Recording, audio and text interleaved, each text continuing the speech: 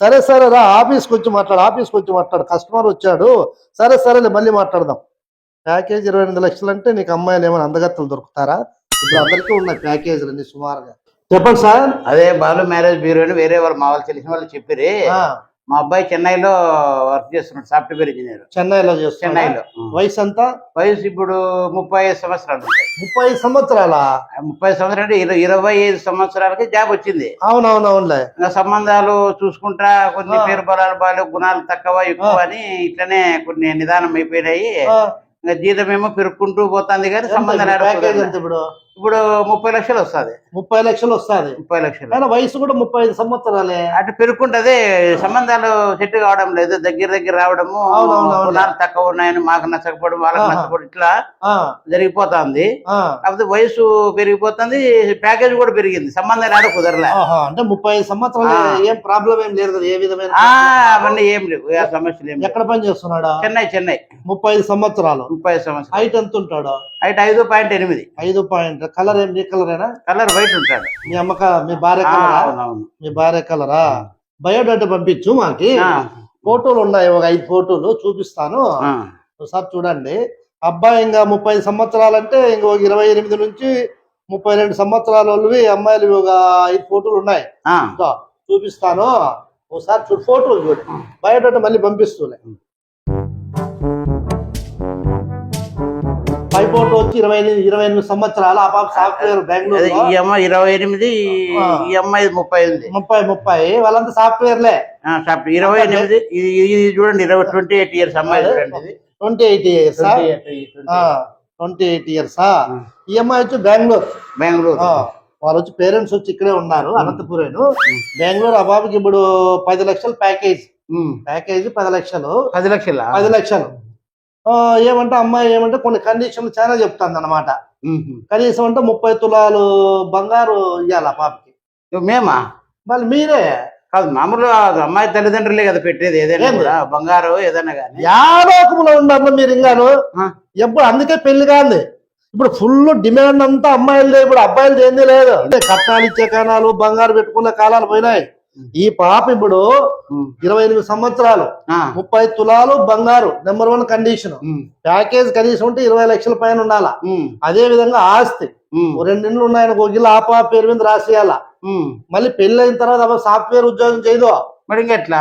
ఇంట్లో ఉంటుంది అంతే, ఉద్యోగం చేయదు. మళ్ళీ ముందే చెప్పేసింది. అది నెంబర్ 1. మళ్ళీ పెళ్లి అయిన తర్వాత బయట కాపురం పెడతారు, మీ ఇంట్లో ఉండరు.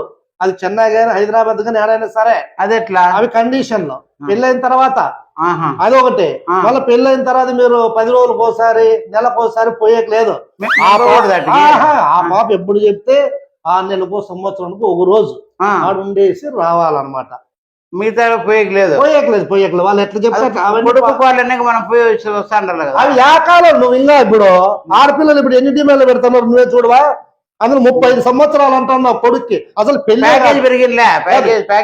ప్యాకేజ్ ఉనుక్కావాలా? ఇప్పుడు దండి ఉన్నది 50 లక్షల ప్యాకేజీలు ఉండే వాళ్ళకి కూడా మా వద్దకు వచ్చి ఒక ఆడపాప ఉంటే నీకు దండం పెడతావు, నీ రుణం జీవితంలో మర్చిపోలేము, ఒక ఆడపాపను చూపించని బ్రతిమాలుకుంటున్నావు నా వద్దకు వచ్చి. నువ్వేదో ప్యాకేజ్ ఏది ముష్టి ప్యాకేజ్ ఎంత? 20 లక్షలే కదా. 30 కదా, 50 లక్షలు కూడా ముష్టి ప్యాకేజీ ఇవ్వట్లో. ఇవన్నీ ఓకే అయితే గనా నేను మాట్లాడితే ఇళ్ళతో కూడా మేమే 30 తులాలు బంగారు ఇయ్యాల. మీరే పెళ్లి ఖర్చు గ్రాండ్ గా 50 లక్షలు గాని 60 లక్షలు గాని గ్రాండ్ గా పెళ్లి చేయాలా. అంత పెట్టాలా?